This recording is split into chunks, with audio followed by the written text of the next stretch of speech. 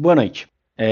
Hoje eu vim dar início à apresentação sobre segmentação de grãos de café utilizando caminhos. O algoritmo de caminhos é um algoritmo não supervisionado que agrupa dados com base em similaridade. Escolhe aleatoriamente centroides que vai juntar, são grupos que vai juntar todos semelhantes ou muito parecidos em grupos, em clusters. O processo vai repetindo até não ter mais documentos semelhantes. O algoritmo de caminhos também dá para ser aplicado em computação visual, a segmentação de imagens, reconhecimento de padrões. No nosso caso, a gente vai utilizar o segmento de RGB. Ele vai fazer a comparação dos três tipos e a classificação por cores, como eu disse. O nosso problema em questão é fazer a separação de grãos de café. A gente vai ter 4 divisões entre cru, claro, torrado e queimado. Ele vai fazer toda a clusterização da imagem, vai separar em 3 grupos no nosso treinamento e vai fazer essa parte. Aqui é o início da nossa implementação. A gente definiu um array com todos os caminhos. Aí ele vai criar a pasta de resultados, caso ela não exista, e ele já vai começar a fazer o processamento das imagens usando 4 clusters e salvando a imagem. A função, no caso, a gente vai mostrar agora a função, né, processar imagem. Ela vai receber como parâmetro o caminho da imagem e a quantidade de cluster, que no caso é 3. A gente vai começar capturando o nome da imagem e a gente vai ler no imagem CV2. A imagem vem em formato específico no CV2, então a gente vai ter que converter em RGB. E por fim, a gente vai redimensionar a imagem de 300 por 300 pixels para padronizar. Abaixo a gente vai criar uma lista de pixels da imagem. A gente usa como, por exemplo, no próximo slide, o café branco. Vamos transformar essa imagem em uma lista de pixels. Então a gente vai capturar o RGB de cada pixel, no caso dessa imagem do café. A gente vai transformar o número em float para ser usado no caminhos, no caso. Após transformar em float, a gente vai instanciar um novo caminhos com o número de cluster que é 3 também, que mostrei anteriormente. A gente vai criar uma nova lista chamada Labels, e essa lista vai transformar um RGB de cada pixel em um cluster mais indicado. E por fim, nós vamos obter as cores médias, ou seja, o centro do cluster, e vamos transformar em inteiros para visualizar em RGB. No próximo slide, a gente vai mostrar o centro, né, do cluster do café branco. Temos o grão, o fundo e a sombra. Em seguida, a gente vai criar uma imagem segmentada dessa nossa imagem original, por exemplo, dessa maneira, onde a gente tem um grão de café cru, a gente vai transformar ela nessa imagem que tem apenas 3 tipos de cor por conta dos 3 clusters. Em seguida, a gente vai redimensionar a imagem para ter o mesmo tamanho da imagem original.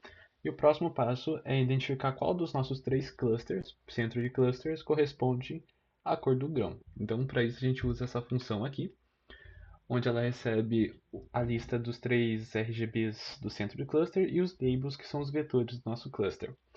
A ideia dessa função é contar quantos pixels tem cada cluster e pegar o que tem mais pixels tirando o nosso fundo.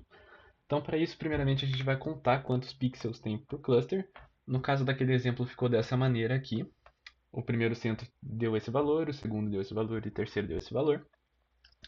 E agora a gente tem que identificar qual deles é referente ao fundo da nossa imagem, porque a ideia é a gente trabalhar com grãos de café que tem um fundo mais claro. Então, para isso, a gente faz uma expressão onde a gente pega cada RGB e faz a diferença deles por o RGB do branco, para ver qual que é a diferença. Então, para esse exemplo aqui, deu esses 3 resultados aqui. Logo, o nosso fundo é referente ao menor número, que seria esse do meio aqui. Então, a gente identificou qual dos clusters representa o fundo, e a ideia agora é ignorar esse cluster. Então, vamos pegar a nossa lista de contagem de pixels por cluster e vamos ignorar esse aí do fundo. Vamos colocar um valor -1 para ele. Então, ficou dessa maneira aí. E agora sim a gente vai retornar o índice do cluster que tem mais pixels, ou seja, o primeiro, ou seja, o índice 0. Então, agora dando seguimento, né, à apresentação aqui, a gente vai ver a classificação da tonalidade pela cor média. Então a gente tem a variável cor média, onde ela vai receber os centros, né, com a parte do RGM desse grão, que é o 148, 125, 70, que está ali marcado ao lado.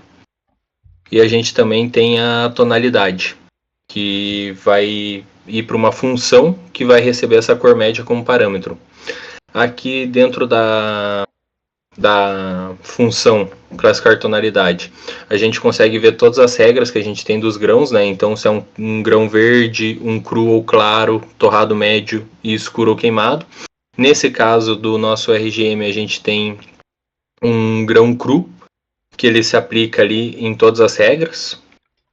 Aqui a gente tem uma tabela de classificação das tonalidades, onde a gente utilizou essa tabela para criar as nossas regras.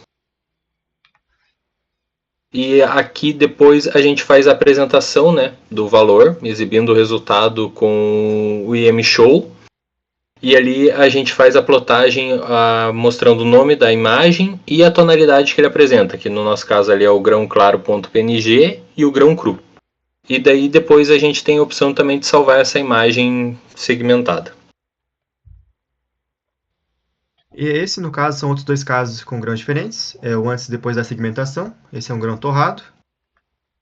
Esse é um grão queimado, no caso, antes e depois da segmentação. E por fim, no caso, a sugestão de próximos passos.